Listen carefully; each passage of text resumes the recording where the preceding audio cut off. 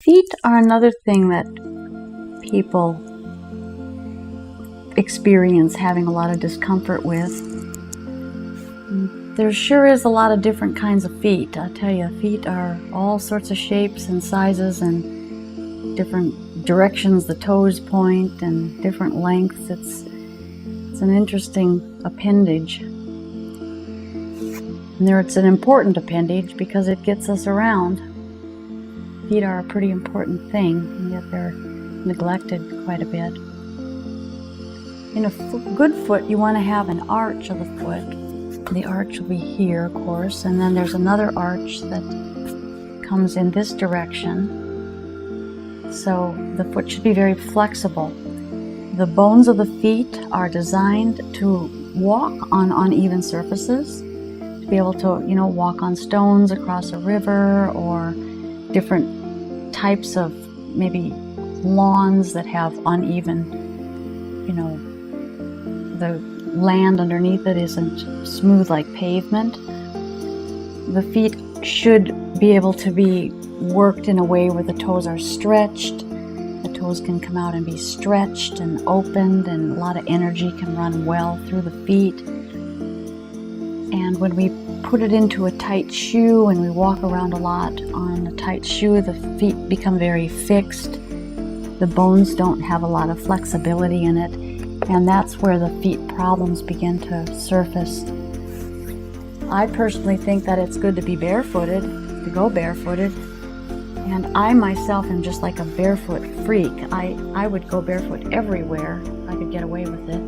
I work barefooted. Of course, in the wintertime, my feet get cold, so I put socks on, but I really am barefooted, and as a result, my feet are very strong. They're very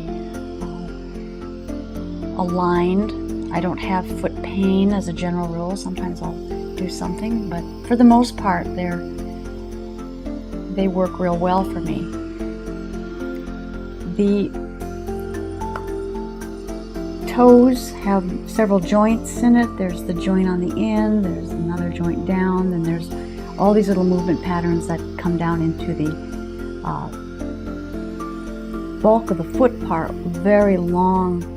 They're long bones, but they're small, but they're long bones. And then you have the ankle, which is a lot of little bones in the ankle and the foot tying together, and all of them play to be able to walk on uneven surfaces so that the foot can constantly be moving and balancing in that direction. One of the things you want to always remember about the foot and knee relationship is when you bend your knee in any kind of position, you want to make sure that that foot lines up, the big toe lines up right in line with the knee. If the foot is outside of that knee line, you're going to take the knee out eventually. This is a hinge joint, and it should line up down over the big toe. And if that's the case, you'll have the play in the foot and the play in the hip to keep balance if you're on uneven surfaces, you're climbing rocks or something like that. That's an important thing to note. Basically, a foot massage can just be done all over the muscles and getting deep into the joints and doing range of motion on the joints, getting into the ankle and making sure that there's a range of motion going on there. The heel is another one to align. Oftentimes you can hold the heel and give it a little bit of a traction, and you can feel it moving into different positions because there's also mobility there. So the foot is another really important piece of the body that should be maintained well. It's a good idea to maybe take shoes off for a little bit if you can and walk around barefoot, and it's especially good to take your shoes off and maybe walk outside in the grass or the dirt. There's a kind of connecting with the energy of the earth. Some of that might be a little woo-woo for some of you, but that is really where our feet should be, is on the earth, not on pavement. There's another little bone that's called the cuboid bone, which is, there's a ridge if you feel along the lateral edge there, you'll feel kind of a place and then a little kind of a bump where the end of the tarsal bone, one of the tarsal bones is, and it's a cuboid bone. and it is a square like a cube, and that bone is really the bone that I've discovered is one of the more important bones to make sure is in the proper alignment. When this bone is out of alignment, there can be a lot of foot pain and there can be knee pain. But once that bone gets back in its position, it's quite amazing how everything else just aligns, and it goes out even a small amount. It'll affect the flexibility of the foot.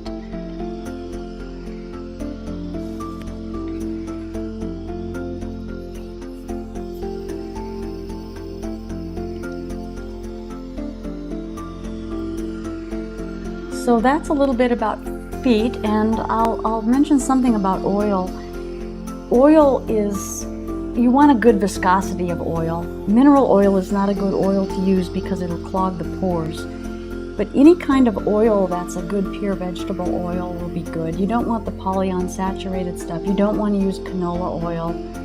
Cheap oils, you don't. Olive oil is a good one. Some flax, almond oil.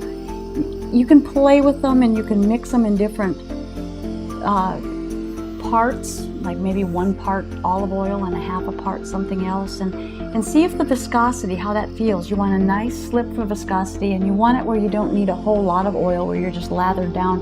You just want to have a little thin layer on with a nice slip to it so you don't get the friction of the skin. Sometimes if you mix oils and you don't have something to keep it from going rancid, there might be a problem there. So be careful that you don't use rancid oil.